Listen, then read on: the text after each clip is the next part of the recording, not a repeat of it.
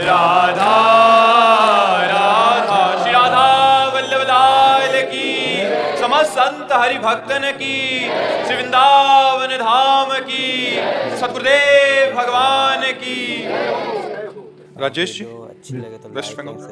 राधे राधे महाराज जी। महाराज जी, पूजा पाठ नाम जप करने के बाद भी अगर मन में शांति ना मिले और हमें लगे कि परिस्थितियां अनुकूल नहीं हो रही, तो महाराज जी हमें क्या? पाप स्पष्ट शब्द, पूर्व का किया हुआ पाप आज जप करोगे, पूजा पाठ करोगे तो भी शांति नहीं मिलेगी जब तक वो नष्ट नहीं हो जाएगा। पूर्व का पाप नष्ट होते ही हृदय शीतल हो जाएगा, और जब तक वो नष्ट नहीं होगा तब तक वो ताप देता रहेगा, जलाता रहेगा।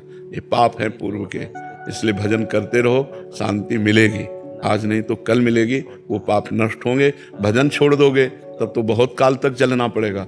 दवाई चल रही है तो विश्वास है रोग का नाश हो जाएगा, दवाई छोड़ दिया तो रोग तो तांडव मचा देगा।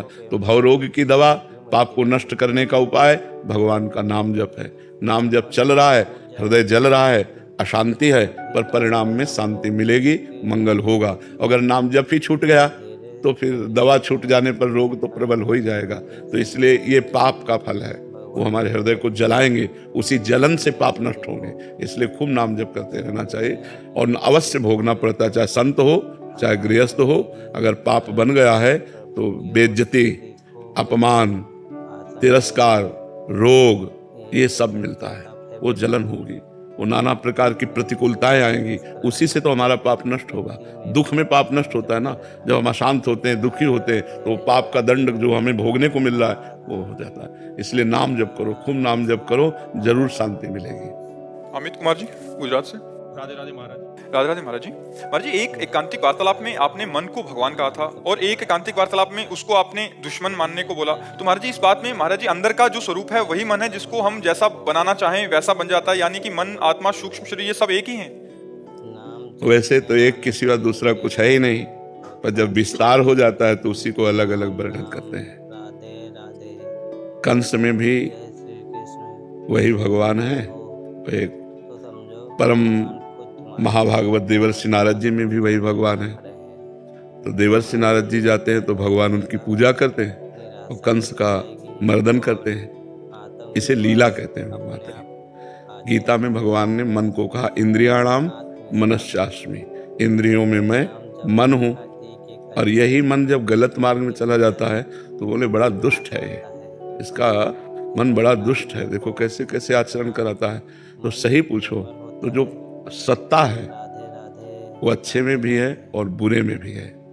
लेकिन जब अच्छाई की तरफ हम बढ़ते हैं तो हमें सुख और शांति मिलती है, और जब बुराई की तरफ बढ़ते हैं तो दुख और अशांति मिलती है। तत्व तो वही है, उसी से स्वर्ग बना है, उसी से नरक बना है, उसी से पापी बना है, उसी से महात्मा बना है, उसी से अच्छा बुरा सब कुछ वही बना हुआ है। जब ये ज्ञान हो जाता है तो जीवन मुक्त हो जाता है मनुष्य। पर ये ज्ञान करने के लिए ही ये चर्चा की जाती है कि वही मन भगवान है और वही मन पापी है। जब पाप के आचरण में चला गया तो पापी हो गया, और भगवान के मार्ग में चला गया तो भगवान हो गया। ऐसा है, समझ पा रहे हैं आप? रेखा जी, जोधपुर से। श्री हरिवंश महाराज जी। महाराज जी, भजन और चिंतन में क्या अंतर है? वैसे भजन का तात्पर्य सेवा होता है, भजन का तात्पर्य माला चलाना नहीं होता, उसे जप कहते हैं। जो माला चलाना है या काउंटर से, उसे जप कहते हैं। जो बैठ करके ऐसे उसे चिंतन कहते हैं, जैसे नाम का चिंतन, राधा राधा राधा, रूप का चिंतन, धाम का चिंतन, लीला का चिंतन, भगवान के गुणों का चिंतन, वो चिंतन अंदर की वस्तु है। और जो भजन है वो सेवा है। वो दो प्रकार की होती है, प्रगट सेवा और मानसिक सेवा। प्रगट सेवा में ठाकुर जी विराजमान करके उनकी सेवा परिचर्या, और मानसिक सेवा में मन में ठाकुर जी विराजमान करके मानसिक वस्तुओं से सेवा। तो भज धातु सेवायाम, भजन का मतलब सेवा होता है। माला चलाने का जप कहते हैं, जो ऐसे है उसे सुमिरन और चिंतन कहते हैं। तो इसीलिए हनुमान जी महाराज दो बातें कही, कह हनुमंत विपत्ति प्रभु सोई, जब तो सुमिरन भजन न हो। सुमिरन और भजन दो कहा ना, तो सुमिरन अलग हुआ और भजन अलग हुआ। भज धातु सेवायाम, भजन का मतलब सेवा, सेवा और सुमिरन ही जीवन की सार्थकता है। ठाकुर सेवा करें, समाज सेवा करें, परिवार सेवा करें, देश सेवा करें, जो हमसे बन जाए भगवत सेवा करें, और भगवान का चिंतन करें, सुमिरन करें, नाम गुण रूप लीला धाम। रूपम जी, दिल्ली से। राधे राधे महाराज जी। महाराज जी, ये सत्य है कि गुरु साक्षात पारब्रह्म स्वरूप है, फिर भी हम गुरु की पूर्ण रूप से वैसी कदर नहीं करते और समर्पित नहीं होते। ऐसा क्या करें कि गुरु के वचनों ही हमारा जीवन हो जाए? और जब हमारा हृदय निर्मल हो जाएगा तब गुरु को परब्रह्म मान सकते हैं। नहीं तो हमारी दृष्टि मानुषिक बुद्धि में रहती है। मनुष्य है, साधक है, संत है, ब्रह्म है, ऐसा अगर अनुभव हो जाए तो फिर मोक्ष ना हो जाए। भाई अब किस भगवान के दर्शन करने? मैंने तो भगवान के दर्शन पा लिए। गुरुर् ब्रह्मा गुरुर्विष्णु गुरुर्देव महेश्वरा गुरु साक्षात। तो मैंने परब्रह्म के दर्शन पा लिए। अब किसके लिए साधना? अब तो नाम जप करके आनंदित है, मेरे परब्रह्म मुझे मिल गए। लेकिन ऐसा भाव नहीं रहता। गुरु को एक गाइड मान करके उनके द्वारा दिए हुए साधन से फिर परब्रह्म की प्राप्ति रहता है ना। पहले सबके दिमाग में रहता है गुरु एक रास्ता बताने वाला है, और जो रास्ता चल करके प्राप्त किया जाता है वो परब्रह्म होता है। लेकिन ये पता नहीं कि जो चलकर प्राप्त होता है वही गुरु रूप में रास्ता बता सकता है, दूसरा कोई नहीं बता सकता। वही परब्रह्म ही गुरु रूप में आया है। बन्नो गुरुपद कंज कृपा सिंधु नर रूप हरि महामोह तम पुंज जासु वचन रवि कर निकर। जिनके वचन सूर्य की तरह प्रकाश फैलाकर हम माया का नाश करके ब्रह्म का साक्षात्कार कराते हैं, वो गुरुदेव भगवान है। साक्षात हरि ही गुरुदेव रूप में आके। पर ये भावना बहुत ऊंची है। गुरु को अगर हम संत ही मान लें अच्छा तो बड़ी बात है। नहीं, हमारी दृष्टि मनुष्य दृष्टि रहती है, नहीं रहती। ईमानदारी से पूछो तो मनुष्य दृष्टि रहती है। जैसे सब मनुष्यों में तो थोड़ा श्रेष्ठ है, पर मनुष्य बुद्धि रहती है। गुरु में मनुष्य बुद्धि हट जाए और भगवत बुद्धि हो जाए, तब जाने कि हमारी साधना ठीक हो रही है। तो इसके लिए खूब नाम जप करे, शास्त्रों का स्वाध्याय करे, पवित्र आचरण करे। तो जब हृदय पवित्र होगा तो गुरु साक्षात परब्रह्म ये अनुभव आएगा। नहीं तो ऐसे मनुष्य दिखाई देंगे, परब्रह्म का अनुभव होना मुश्किल है जी। तनिष्क जी, मध्य श्री हरिवंश महाराज जी। गुरु जी, मेरा प्रश्न है कि क्या संसार में जहाँ भी हमें सुख या दुख दिखाई देता है, क्या ये केवल हमारे मन की उपस्थित संस्कारों के कारण ही दिखाई दे रहा है? क्या वास्तव में संसार में या कोई अस्तित्व नहीं है? संसार का अस्तित्व ही नहीं? हाँ, नहीं, संसार का अस्तित्व ही नहीं है। जैसे स्वप्न का कोई अस्तित्व होता है क्या?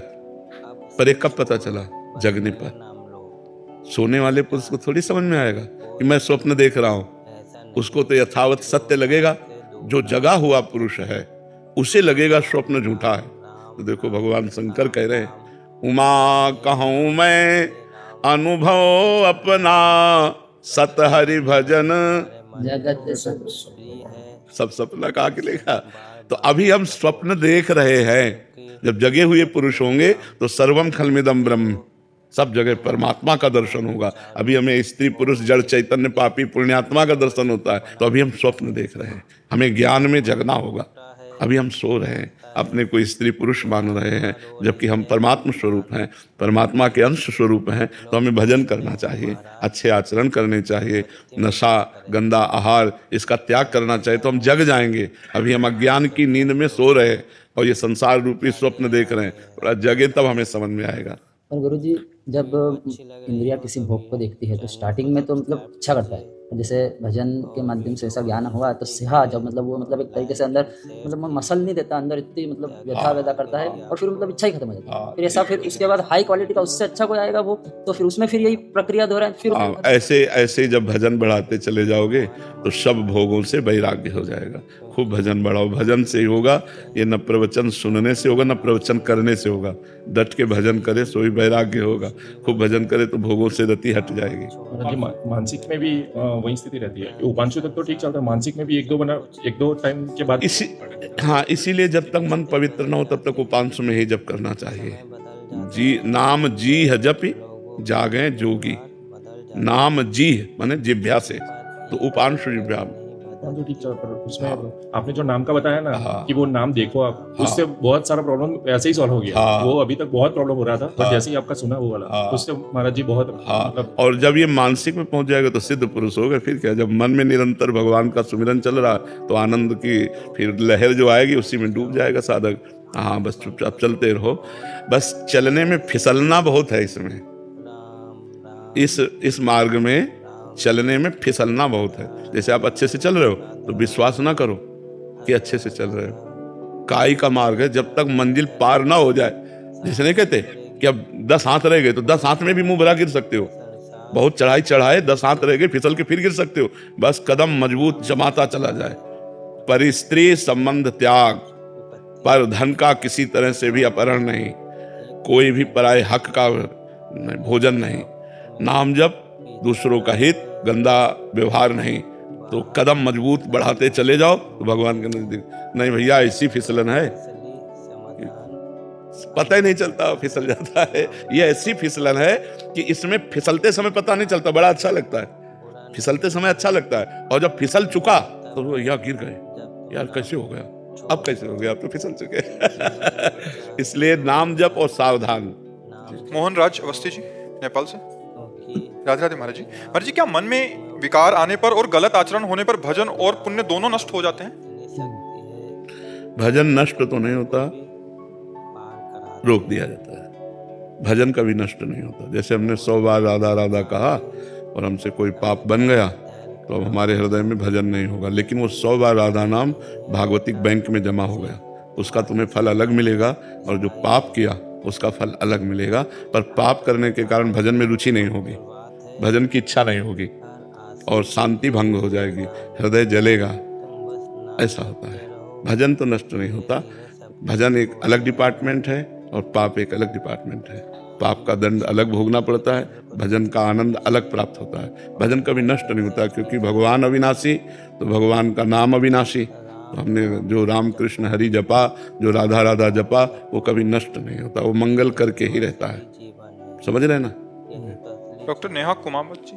राधे राधे महाराज जी। महाराज जी, रोजमर्रा के जीवन में हमेशा सत्संग नहीं हो पाता, सही निर्णय नहीं ले पाते, जीवन में धर्म अधर्म सही गलत का विवेक कैसे लाएं? कौन सा रास्ता आत्मिक खुशी के लिए है? भजन कर रहे हो और सत्संग सुनो, सुनना पड़ेगा। 20 मिनट 30 मिनट रोज दवा की तरह सत्संग सुनो, और नाम जप का नियम लो कि मैं 50,000 नाम जप, 10,000 नाम, 20,000 नाम काउंटर रखो, उससे नाम जप करो, नियम लो। तो जब बुद्धि पवित्र होगी तो किसी से पूछना नहीं पड़ेगा कि आप धर्म कर रहे हो कि अधर्म कर रहे हो, वो तुरंत आपकी बुद्धि बता देगी कि आप धर्म कर रहे हो कि अधर्म कर रहे हो। पवित्र बुद्धि। अपवित्र बुद्धि तो अधर्म को भी धर्म बनाने की चेष्टा करती है। अपवित्र बुद्धि तो एक धर्म का मतलब यही चलेगा, ऐसा भी चलेगा, लेकिन जब पवित्र बुद्धि होती तो ठीक निर्णय करती, गलत है नहीं करना, सही है उत्साह आ जाएगा, करो ऐसा। तो पवित्र बुद्धि करने के लिए 2 बात है, साधन को हरि भजन है, कै सत्संग सहाय।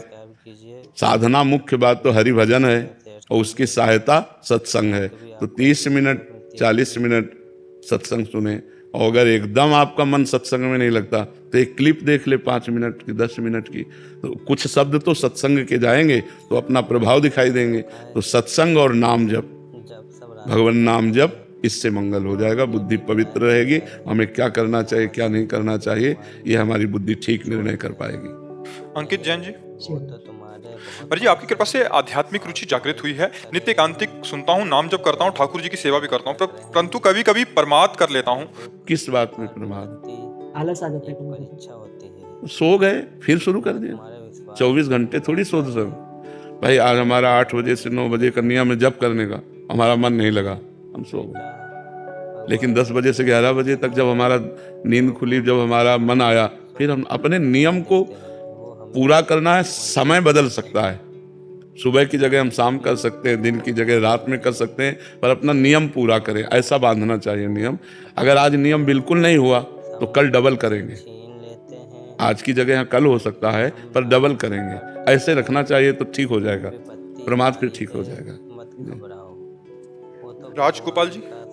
राधे राधे महाराज जी। महाराज जी, मैं तमिल और देवनागरी में लिखता हूँ, दोनों भाषाओं में मन से लिखा जा सकता है? मतलब किसी दूसरी भाषा में, अगर जैसे आप कहते हैं चिंतन करो राधा, तो राधा एक तो हम हिंदी में लिख रहे हैं, तो अपनी भाषा में राधा लिखेंगे तो चलेगा? चलेगा। भगवान की सब भाषाएं हैं, भगवान के सब लोग हैं, तो सब भाषा भी तो होगा। भगवान से अंग्रेजी में बात करोगे तो नहीं समझ पाएंगे क्या? तमिल से करोगे तो समझ जाए, क्योंकि सारी भाषाएं उन्हीं से प्रकट है ना, वो तो जगत गुरु हैं। वेद भाषा उन्हीं से प्रकट है, सब भाषा उन्हीं से प्रकट है, सब उन्हीं से। तो जो जिस भाषा वाला है, हम तुम नहीं समझ सकते, लेकिन भगवान समझ सकते हैं। भगवान तो उसकी भी समझते हैं जो कोई भाषा नहीं बोल सकता।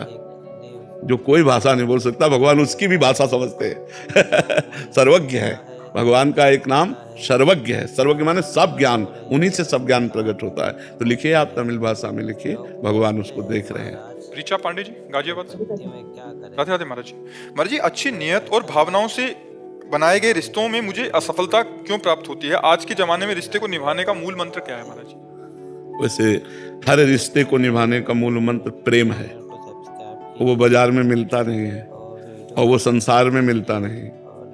शुद्ध प्रेम संसार। प्रेम की बात तो कोई बिरला ही प्यार कर सकता है। प्यार का मतलब होता है कि हम आपको सुखी रखें। आपसे सुख चाहना स्वार्थ है और आपको सुखी रखना प्रेम है। लेकिन ऐसा कितने लोग चाहते हैं? हम किसी से प्यार करते हैं तो अपने सुख के लिए करते हैं, उसके सुख के लिए नहीं करते। उसके सुख के लिए जो प्यार करे उसे प्रेम कहते हैं। प्रेम से ही संबंध पुष्ट होते हैं। भाई भाई का प्रेम, पिता पुत्र का प्रेम, पति पत्नी का प्रेम, दोस्त का प्रेम। तो प्रेम हो तो संबंध दृढ़ हो। अब प्रेम नहीं है तो फिर संबंधों की हानि हो जाती है। जैसे थोड़ी सी संपत्ति के बंटवारे में भाई भाई के प्रेम संबंध बिखरे नजर आते हैं। वो अपने भाई से लड़ जाता है, हत्या कर देता है। पति पत्नी के संबंध में प्रेम की कमी पाई गई तो पति की हत्या कर दी, वो पत्नी की हत्या कर दी। आप संसार में देखिए, संबंध में जहां प्रेम नहीं है वहीं खतरा है। संबंध दृढ़ वहीं है जहां प्रेम है, और प्रेम होता है पवित्र हृदय में। पापी हृदय में प्रेम प्रकट नहीं होता। और आजकल लोग प्रायः प्रेम को पाना नहीं चाहते, स्वार्थ की पूर्ति करना चाहते हैं। प्रेम के लिए त्याग है, स्वार्थ के लिए ग्रहण है। स्वार्थ के लिए हमें आपसे लेना है, और प्रेम में सिर्फ देना ही देना होता है। वचन से, मन से, तन से हम ऐसी चेष्टा करें कि हम जिससे प्यार करते हैं वो सुखी रहे, वो प्रसन्न रहे। ऐसे कितने लोग चाहते हैं, कितने लोग। तो ये बात, प्रेम ही संबंध को दृढ़ करता है। हजारों कोस दूर हो लेकिन प्रेम है तो नजदीकी का अनुभव होता है। और बिल्कुल समीप बैठा हो और प्रेम नहीं है तो नजदीकी का अनुभव नहीं होता। क्यों? प्रेम दूर देश में बैठे हुए से भी एक हृदय में हिलोर उठती है, एक आनंद आता है। और प्रेम न नजदीक बैठा हो तो भी कोई मतलब नहीं होता। तो संबंध की दृढ़ता प्रेम से है, और वो होती है भगवान के आश्रय से। जब हमारा हृदय पवित्र होगा तो हम समाज को भी प्रेम करेंगे, संबंधों को भी हम प्रेम निर्वाह के द्वारा ही पुष्ट करेंगे। अब प्रेम शब्द तो बड़ा मुश्किल है। प्रेम शब्द जो है ये बड़ा अलौकिक है, इसको प्राप्त करना बड़ा कठिन। स्वार्थ, मोह, राग, काम ये हो सकता है, प्रेम तो बहुत कठिन बात है। तरुण बंसल जी, दिल्ली से। राधे राधे महाराज जी। महाराज जी, आपके चरणों में कोटि कोटि प्रणाम। महाराज जी, मेरा मन अब ना जाने किस खोज में लगा रहता है। मन अब सांसारिक चीजों में नहीं लगता। मन कुछ और पाना चाहता है, लेकिन समझ नहीं आता वो क्या है। सबका मन तीन बातें अंदर से मांग होती है। सुख जिसमें दुख की मिलावट न हो, शांति किंचन मात्र अशांति न हो, और मृत्यु इसका दुख न हो। अविनाशी, अखंड सुख, अखंड शांति, ये मांग होती है नहीं। क्यों? हम जो भी कष्ट करते हैं सुख के लिए करते हैं, शांति के लिए, आनंद के लिए करते हैं। और बच जाएं, मरे ना, तीन बातें रहती हैं अंदर की, नहीं रहती। सुख, शांति और मृत्यु से बच जाएं, ये केवल परमात्मा से हो सकता है, और कहीं से नहीं। तो जब हम संसार के भोग भी भोगते हैं, संसार की सामग्री भी पास होती है, सब कुछ जो उचित होना चाहिए वो भगवान ने दिया, लेकिन फिर भी मन जो चाह रहा है वो नहीं मिला।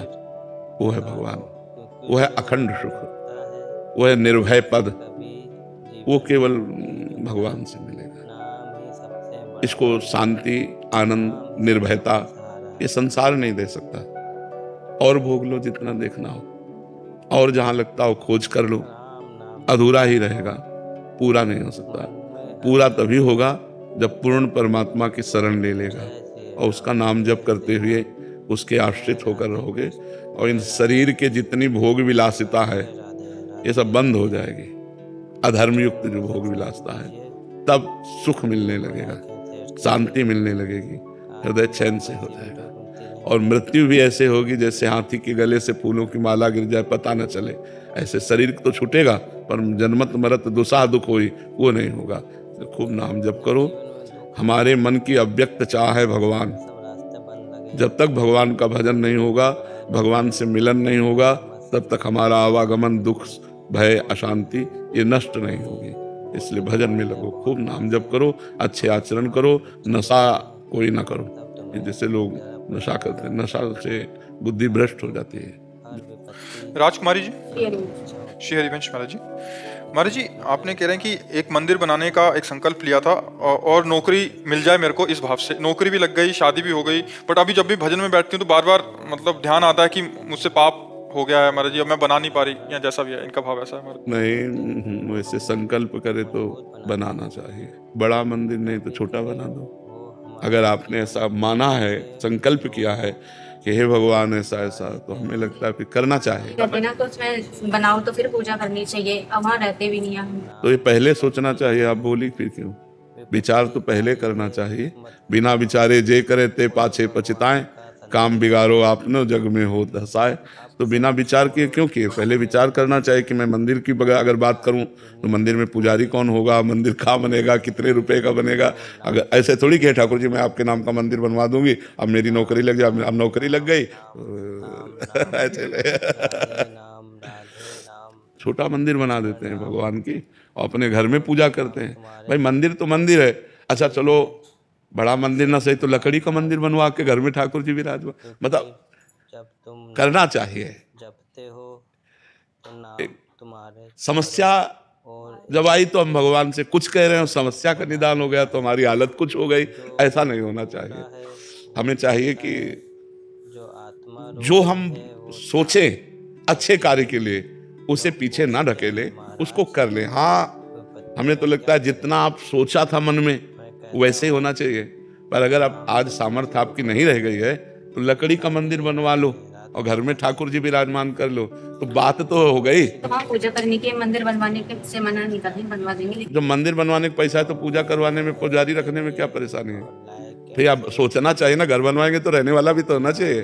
रहने वाला होना है तो जो खाने की भी व्यवस्था, तो यही तो कहते हैं विचार करना चाहिए ना हमें। तो जब तक आप जीवित है तब तक आप सेवा करें, और जब आप पधार जाएंगे तो ठाकुर जी जाने किसी और को लेंगे, आपको व्यवस्था कर देनी चाहिए। अब देख लो, हम तो आपको इतना भी कह रहे हैं कि लकड़ी का भी मंदिर बनवाया जा सकता है।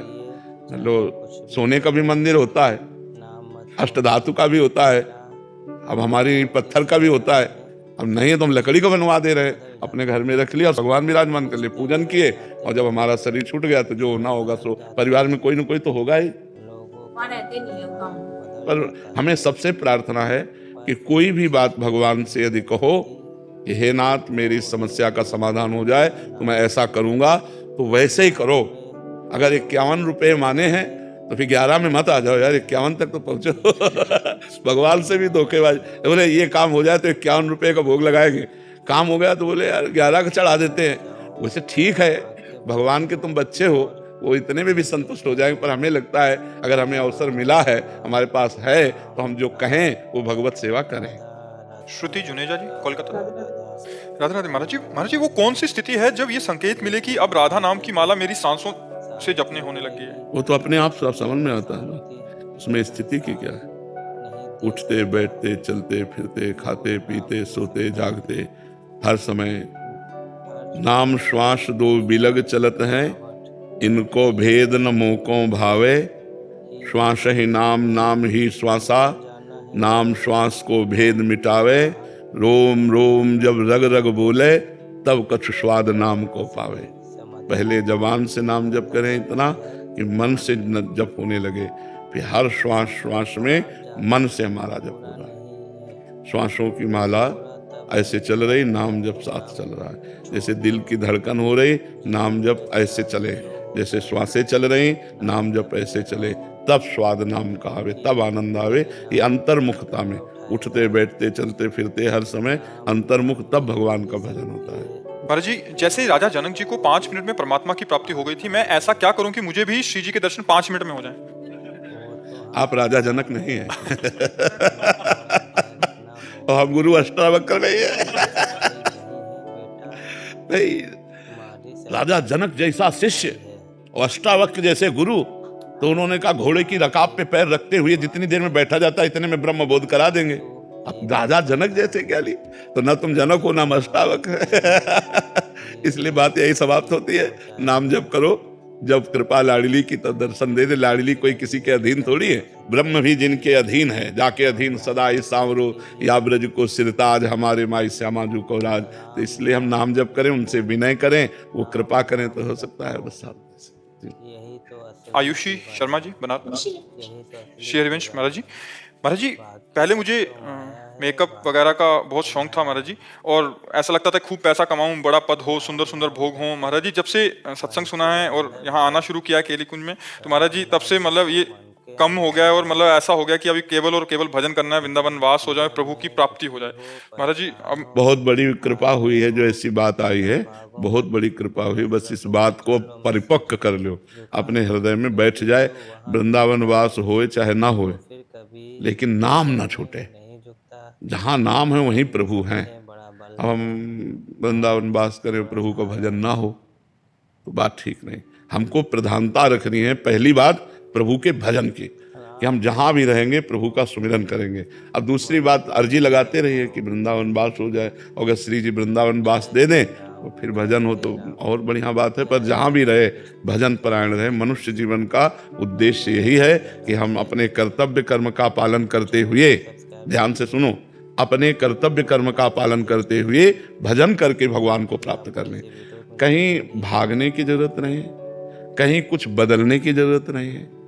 जो हो, जहां हो, जैसे हो, भगवान के हो, आप बस नाम जप शुरू कर दो, भगवान का सुमिरन करो, अच्छे कर्म करो, पवित्र भोजन करो, भगवान की कृपा हो जाएगी। अच्छे कर्म नहीं हुए, अगर हमसे गलत कर्म होते रहे तो बहुत समय फिर लगेगा। मार्जन बार बार नहाओ और धूल में लौट जाओ, तो यह है कि अच्छे कर्म किए और फिर बुरे कर्म किए, फिर भजन किए, फिर बुरे कर्म किए, तो बहुत जन्म लग सकते हैं। अगर हमसे पाप कर्म ना हो और हम भजन करें तो हमारा मंगल। आपसे सही कहते हैं, ये वेश परिवर्तन या देश परिवर्तन, इससे कुछ नहीं होता है। जब तक उद्देश्य परिवर्तन नहीं होता तब तक बात नहीं बनती। अगर हमारा उद्देश्य अंदर का बदल जाए, जैसे बच्चा बोला पहले उद्देश्य था शरीर श्रृंगार संसार सुख, अब हमारे अंदर लगता है कि मनुष्य जन्म की सार्थकता भगवत प्राप्ति, तो उद्देश्य बदल गया। अब आप नौकरी करो, व्यापार करो, कुछ भी करो, आपका उद्देश्य भगवत प्राप्ति है तो बढ़िया। अब जैसे उद्देश्य हो गया धन मान प्रतिष्ठा, तो अब आप चाहे बाबा जी बन जाओ, चाहे आप गृहस्थ रहो, वही चलेगा, क्योंकि उद्देश्य आपका धन बन गया ना, उद्देश्य आपका संसार बन गया। बस इसलिए हमें ये समझना है कि हमारा उद्देश्य ठीक हो जाए। भेष परिवर्तन, स्थान परिवर्तन खास बात नहीं है, खास बात है उद्देश्य परिवर्तन। और उद्देश्य जो बनावे उसकी सुरक्षा के लिए फिर वैसे ही आचरण करे, वैसे व्यवहार करे। ऐसे में शास्त्र स्वाध्याय करना, नाम जप करना, संयम से रहना, कोई पाप ना हो, और खूब भजन करना, तो भगवान की प्राप्ति हो जाएगी। उद्देश्य परिवर्तन महान वस्तु है, स्थान परिवर्तन, भेष परिवर्तन इसका कोई खास विषय नहीं है। पायल जी, राधे राधे महाराज जी। महाराज जी हमने आपसे नाम जप की महिमा सुनी और 1 महीने पूर्व से रोज 30-40 हजार नाम जप करना शुरू किया। महाराज जी हम चाहते हैं कि हमारी प्रहलाद जी जैसी संतान हो, जिसे कम आयु में ही भगवत प्राप्ति हो जाए, और उनकी वाणी आपकी तरह हो जो सबको भक्ति मार्ग की ओर ले जाए। क्या इतने नाम जप से ऐसी संतान की प्राप्ति हो सकती है? इसमें प्रधानता भगवान की कृपा की है। प्रहलाद जी गर्भ में जब थे और हिरण्यकश्यप तपस्या कर रहा था, तो देवराज इंद्र, कयाधून की माता का नाम है प्रहलाद जी की, तो महल में आक्रमण किया, तो कयाधु जी को बंदी बना के ले जा रहे थे। तो देवर्षि नारद जी मिल गए, उन्होंने कहा कहाँ लिए जा रहे हो?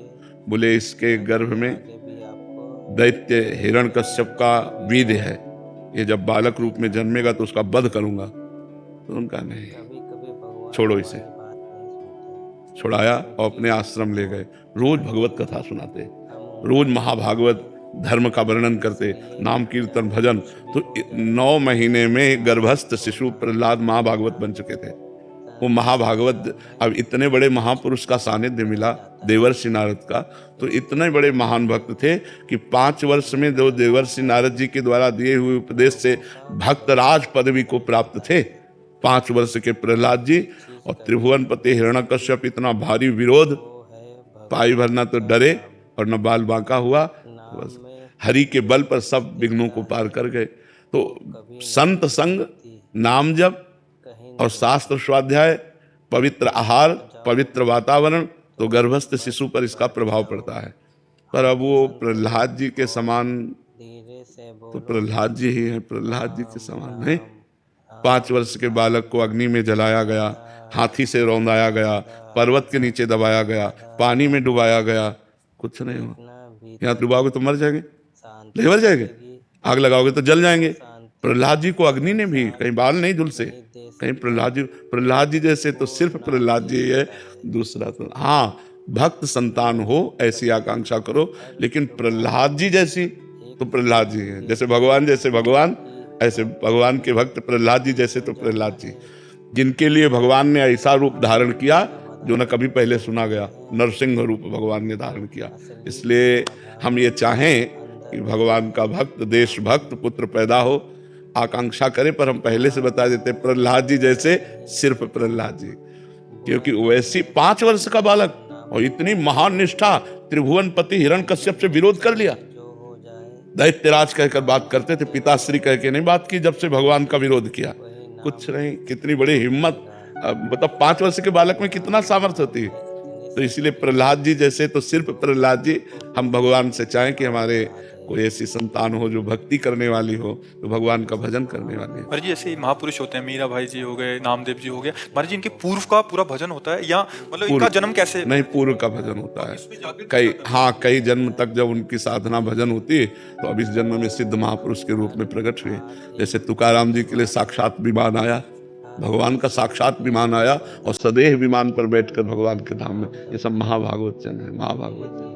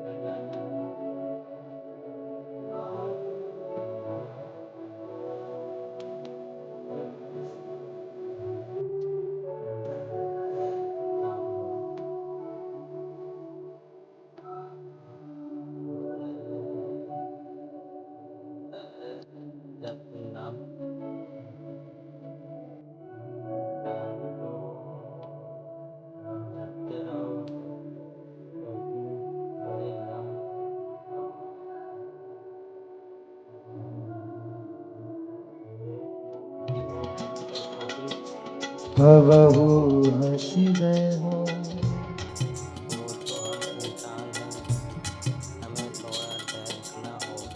तुम मोहि मिलो मिलो ना कृपा निधि, मोको ढूंढत तो भट। अगर आज ये वाणी तुम्हारे मन को थोड़ी भी शांति दे गई हो, अगर तुम्हारे भीतर थोड़ी सी भी श्रद्धा जागी हो, तो इसे यही मत रोकना, इसे औरों तक पहुंचाओ, क्योंकि शायद कोई और भी आज दुखी बैठा हो जिसे यह वाणी नया जीवन दे दे। इस वीडियो को लाइक, शेयर करो और सब्सक्राइब जरूर करो, ताकि प्रभु की यह अमृत वाणी घर घर तक, हर हृदय तक पहुंच सके। राधे राधे दोस्तों,